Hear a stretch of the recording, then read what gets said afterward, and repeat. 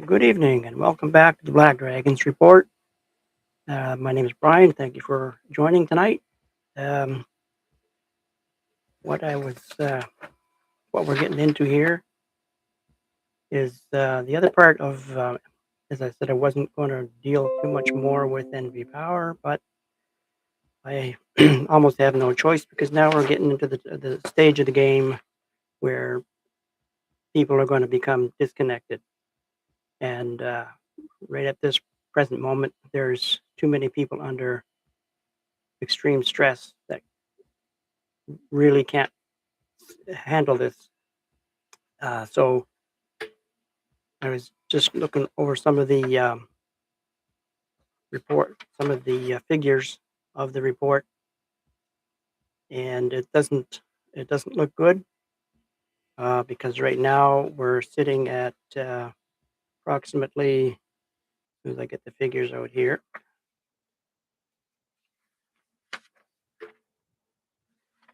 okay, so we'll start from the top of the line where we have roughly 400,000 uh, residential customers that supply NB Power daily. And as we know, the rates have risen 30% over 3 years, and the current plan is to increase it to 50% by 20, 2028.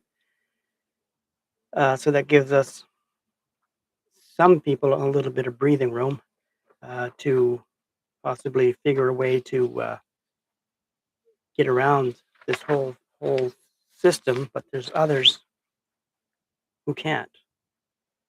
Uh, So at this present moment, and this just came in, or this was from last year, 2025, there was at this almost this time in April, there was 4,297 disconnections uh, during that time. That's a 35% increase over the years before. Um, so in March, the average amount owing to on anybody's bill on that particular bill time was $1,159. Uh, so if you add it up over the time, so that's roughly out of the 4,000 customers plus, that's roughly $4 million in accumulated debt that NV Power has to sit on. Um, so what it looks like, one in seven of New Brunswick customers are behind on the bill. So they're in and around the 1,000 plus mark for the bill.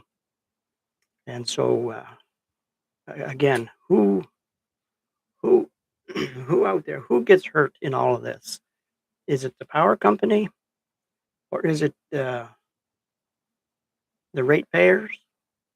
The ones that are paying the bills have to pay the higher rates to offset the disconnections. I don't know. Right now we're sitting. They say here. I think it's if I get this correct. Um, Just over a quarter of households in the province spend more than 6% of their after tax income on electricity, with Newfoundland and Labrador the only other province with higher percentage than New Brunswick. So 68% of low income households exceed that threshold. So the low income earner has no way to catch up or to pay off their winter bill or their bill. That's that's not good for New Brunswick people, especially the ones that try everything they can to afford to pay for the bill, to keep ahead of the game, to not go to go to bed hungry which, like they said, almost how much percentage? One out of four. So a lot of families are going hungry. They can only afford, well, some of them can't even afford the fuel in the car, but they have to go to work, so they have to take from the food, so they have no food, so then they have to take from the food to take to the power, or take from the power to pay for the food. So it's just a vicious cycle going round, round, round. And I'm just wondering, where will it stop, if it's going to stop?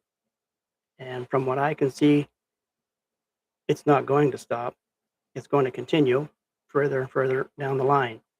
As I had stated in my previous videos, you can go through them, and by 2028, and NB Power says this, as I have it right here on my screen. It says they're trying everything possible to get that plant down in Tantramar, and it states here, right in the Telegraph Journal, I was reading it here. It says if it does not get the choice of new gas and diesel plant in Tantramar, there will be blackouts. So, as I was saying last week, you have 2 years, maybe less, to start to prepare for saving or changing your options of power source. So, what I was looking at, or what, as I stated last week, what I own is solar energy, solar powered. I have uh, generators. I've got even what is called the EcoFlow Delta 3, which can pretty much run the house set up properly. Um, I did do a breakdown or a figure because I couldn't get my machine to run right, but I have a breakdown of what it would cost to put one in your house with two 450 panels, which is 900 watts, with your EcoFlow running everything. Now we're talking about going grid down, not totally off the power system. Because if you go off the power system, well, then you're going to be totally off grid. And for those who have never been totally off grid or understand off grid, there's a lot involved. There's a lot you have to know before you go off grid. To go grid down means that you still use the utilities line, and I use my line for the stove, the oven itself. Uh, as far as the burners go, I use that off of the EcoFlow. I use all my TVs, my computers, my lights, all that's off of the off of the what is called the backup. It's an EcoFlow generator. It's a internal generator. It's not even a generator. You'd have to go online and you see it, but it works quite efficiently. It may seem to cost much in the beginning, but totally under in Canadian dollars, you're looking at roughly $5,000, which is way less than a car, because you would spend that just to register a car now. Some of these brand new cars, you'd pay that just to register it. So with this, you can set up your house so you can run the things that you need to run, like your refrigerator, your freezers, your lights, certain systems in your house. You have to go through it and see what you need and what you don't need. And the things that you use daily, you hook up to the system. The things you don't need daily, like your oven, you leave that on the grid. Your hot water tank, you can use an on demand, which I got two. So I don't use my 40-gallon tank, which I shut off. I turn that on I shut it off. I turn it on approximately for 3 hours and shut it back off. That's enough hot water to take a shower, wash the dishes, and do that kind of stuff. So therefore, you can turn it back on again in the evening, or if you want, leave it on all night. Turn it off in the morning. Don't let it run 24/7. You're throwing your money away. Um, just trying to think of some of the other things here that they said on this on the residential section here. Because, like I said, I was reading the newspaper at the time. Uh, because what if you went off or grid down, you could save approximately, if set up properly, you could save approximately 30% off of your power bill.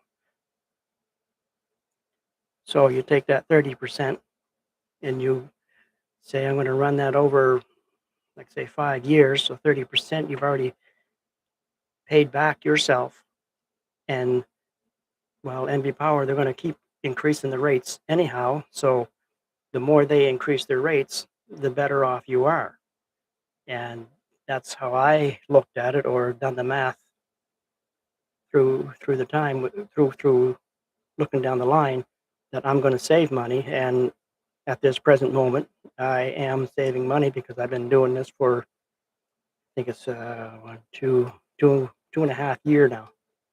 So in 2.5 years, I probably saved, I never did the math on that, but I would say that I have saved well over the money that I put out to get the system. If you don't know or understand the system or how it works, uh, you can drop me an email. I'll give you a printout of it, or what is required and how you can easily set it up in your house. Because I know for a fact that one time I was home here, went down to the store, and I was wondering, why is everything turned off, or why is everything off? Just because the power went out. But here, I never noticed until I got out of the house. So that's what you will kind of see right off the bat, that if the power goes out, you still have power, and you can, like, keep your phone going, keep your TVs going, keep your internet going, keep the lights on. Uh, and as I said, if it's set up properly, it'll keep your mini splits going. And there's a lot of mini splits in New Brunswick, so stuff like that. And depending on where you're living, if you're living in the country, it's best to start looking into a wood stove for the winter. If you want to save money, look into a wood stove. Um, better if you can get a wood cook stove and learn how to use a wood cook stove. Therefore, you can cook on it, you can heat with it. Um, it'll keep you. It works. It works the very best. I have it, and I know it works the very best. Uh, this is what you should be thinking. This is where you should be going, because in like I said, by 2028, going into 2030, there's going to be blackouts, brownouts. Uh, and Lord knows how long it's going to take, or how long it will be out. We know that the power grids we know the grid of New Brunswick is not the greatest. The infrastructure is the poorest. Um, but they keep saying that, no, it's okay, it's okay. I don't think they've gone out and done a full test on the lines, or even on the transformers, or even on the person's house. I haven't seen anybody come around or check or test the poles. So, but don't quote me on it. Maybe you have. I haven't. So other than that,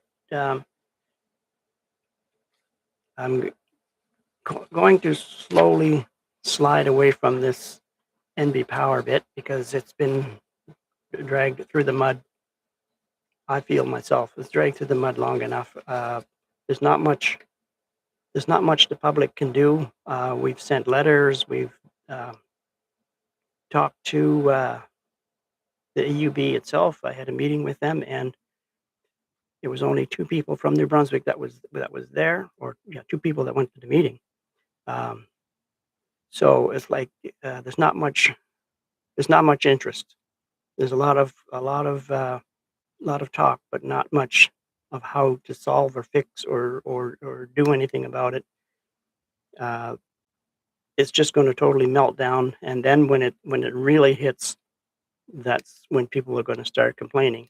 But by that time, there's no stores open, no gas open, no food.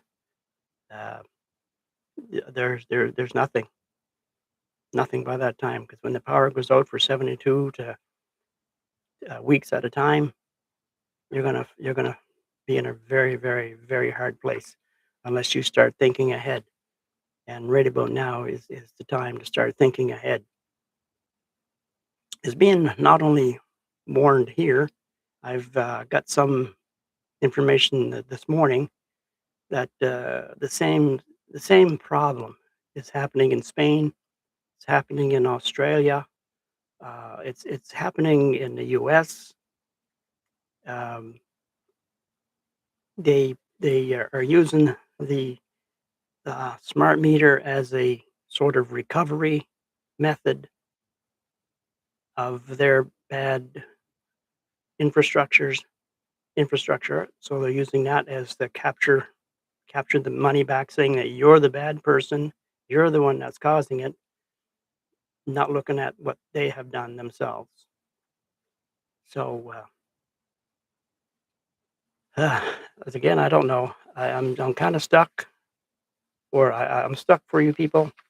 But for myself, as I said, I have placed myself in a space where I can somewhat survive a little bit of time, and that's where I would kind of like to see a lot of use is to get yourself in an area where you can, be comfortable if anything should really happen. The ones in town or in cities or suburbias, especially the cities. If you're in the city, um, I would suggest to start looking outside if anything should happen. Um, Other than that, I hope it never happens. But the way they're talking and the the way they're putting the system down is that they want all the money and you get nothing. So um, that's about all I have to say this evening. I don't know unless you guys have something you want to tell me or ask me or call me or whatever. You can, because as of next week's talk will be on the one of the other major parts, or another major situation here in New Brunswick, is the healthcare system. It's in extremely dire straits. Uh, as we know, Susan Holt, our premier, has got a few things on the table, but I don't think that's going to solve the problem that we have. It's a problem that was coming for the past 30 years, and it seems to be a pattern for New Brunswick. Things have happened a while back and were being ignored, and now it's coming to roost. And the downside of that is that the youth can't afford it. They have nowhere to go. There's no jobs. They can't pick it up. So right now, the ones who can, who are us older, over 50, who are able to try and step in and say, okay, enough is enough. Let's pick up the ball and hopefully fix this within the next 5 years, so that at least within the next, when your child reaches at least 18, 19, 2020, they have somewhere to go, except they won't even have a home to go to because the economy is in such a bad shape. So I don't know. I don't want to be doom and gloom, but you just have to look into the future and look into other areas other than New Brunswick. You have to look overseas. You have to look, down south or whatnot. You just gotta keep an eye on this because it's coming. It's coming. So again, I thank you for watching this evening. I know this is short. Uh, Sometimes I want to go a little longer, but it's better off that I cut it short and make make people understand that there is a way out. It might cost you, like I said, a little bit at the front end, but on the backside, within a year or maybe within 6 months, you you're you can dig yourself out of the shape that they're putting us in. Uh, Especially for those, like I said, those living in the country or those living in suburbia, I would almost definitely advise you to start gardening, raise raised beds and or back lawn. Uh, get get the things that's needed. Grow your own food, and you have a place for it for the winter time, or get as fresh as you can. Because, like I say, when the power goes out, stores are closed. There's no food, no fresh vegetables, no anything, no water. There's no nothing. So at least for 72 hours you might have enough in your pantry that you can grab something to eat. So that's where that's where I'm at. That's where you should be. That's how you should be thinking. And just look out for yourself and look out for any seniors or anybody next door that's unable to do anything for themselves. If you can help a little bit, help, because it's going to help in the long run. So anyhow, I'm going to end the evening off with this. If you feel that you need to talk to me or whatever, just please subscribe, hit the bell, the like button, so more people can be notified of my show here. And if you want me to continue digging some more into NB Power, just email me at the Black Dragons Reports at gmail.com. Um, Other than that, I thank you for watching, and I'll catch you next week. Okay, I'm gonna see as soon as I get my. There we go. So thank you again, and again, see you next week. Bye for now.